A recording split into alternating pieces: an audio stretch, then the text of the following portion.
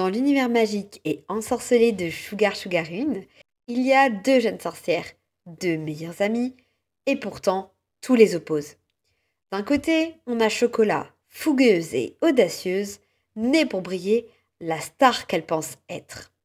Et de l'autre, on a Vanilla, douce et réservée.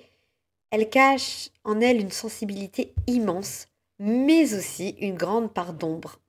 Vania Mieux, c'est un personnage fascinant, une héroïne douce et timide qui finira par basculer du côté obscur, sans mauvaise référence à Star Wars. Et aujourd'hui, je vous propose de découvrir son histoire.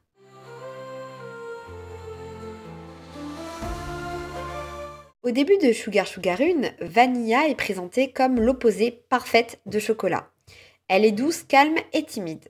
Elle a une aura angélique attirant instinctivement la sympathie, mais uniquement dans le monde des humains. Dans le monde magique, le caractère de Vanilla est surtout vu comme un aveu de faiblesse et elle s'en retrouve assez isolée parmi les enfants.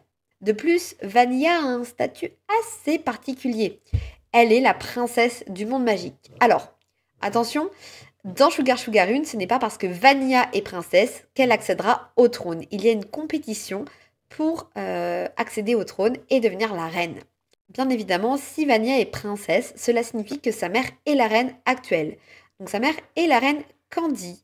De ce fait, Vanilla subit un énorme poids sur les épaules, celui de faire aussi bien que sa mère afin de devenir la nouvelle reine du monde magique. Son approche de la compétition est bien plus passive que celle de Chocolat.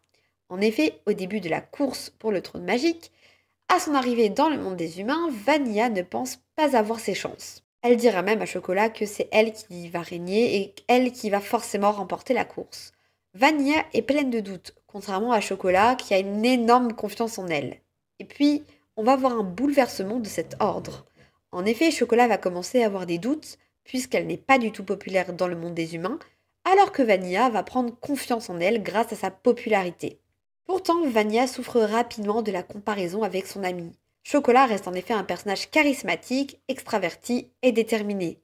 Et les doutes de Vanilla vont finir par la fragiliser.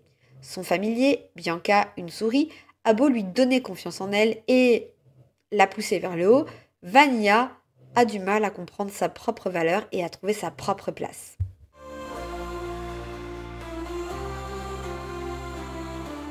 Le problème de Vanilla, c'est qu'elle se sent éclipsée par l'omniprésence de Chocolat et sa capacité à faire face à tous les défis. Est-ce qu'on peut dire que Vanilla nourrit de la jalousie pour son amie ? Pour ma part, je suis assez mitigée. Je penserais plutôt que oui. C'est surtout une énorme admiration que Vanilla a pour Chocolat. Elle aime Chocolat, mais elle ne peut s'empêcher de penser qu'à côté d'elle, elle n'existe pas vraiment. Elle doute de nombreuses fois de sa propre valeur, ça je l'ai déjà dit. Vanilla se sent indigne de devenir reine, persuadée que Chocolat fera une bien meilleure reine qu'elle. Et d'un autre côté, eh bien Vanilla est tiraillée puisqu'elle veut, comme je l'avais dit déjà un petit peu avant, faire aussi bien que sa mère. Pour rappel, Candy a gagné le titre de reine d'ailleurs face à la mère de Chocolat, Cannelle, qui depuis est portée disparue. En réalité, eh bien la vérité est un peu plus complexe que cela. Mais on va en revenir ici à Vanilla puisque l'histoire de Candy et de Cannelle n'est pas le sujet principal de cette vidéo. Et ce sentiment de ne pas se sentir assez bien va amener lentement Vanilla à sombrer.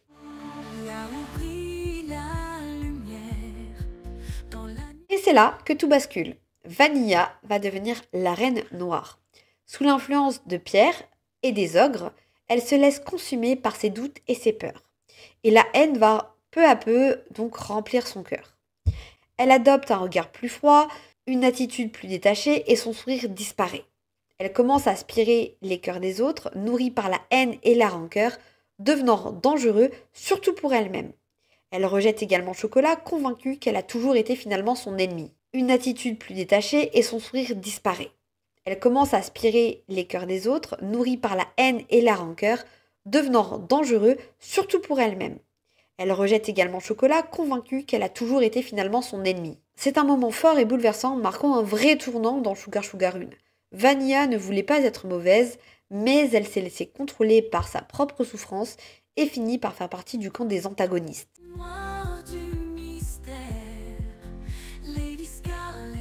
Mais Vanilla n'est pas vouée à rester dans l'obscurité et à rester donc chez les antagonistes, chez les ogres. Grâce à Chocolat et à son amitié sincère, elle va finir par être libérée. Elle comprend plusieurs choses. La première, c'est qu'elle n'a pas besoin d'être Chocolat pour être aimée.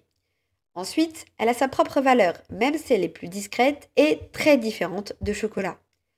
Troisièmement, être reine, ce n'est pas être quelqu'un de parfait, mais savoir écouter son cœur et surtout faire de son mieux. Son retour à elle-même est un moment marquant dans l'intrigue qu'on va voir à nouveau une nouvelle dynamique. Pourquoi Vanilla est un personnage inoubliable? Vanilla incarne le reflet de nos propres doutes et notre manque de confiance en soi. Elle nous rappelle que la comparaison peut être une source de destruction et que chacun brille à sa propre manière. L'amitié sincère est plus forte que la jalousie et l'amour peut guérir les blessures. C'est un peu inédit comme ça, mais finalement c'est le message que je vois à travers cette relation et à travers l'évolution du personnage de Vanilla. À la fin de l'animé, comme du manga, c'est finalement Vanilla qui va devenir reine du monde magique. Mais attention, ça ne se passe pas de la même manière. Dans l'animé, c'est parce qu'elle a obtenu le plus de Cordis, donc la place lui revient de droit.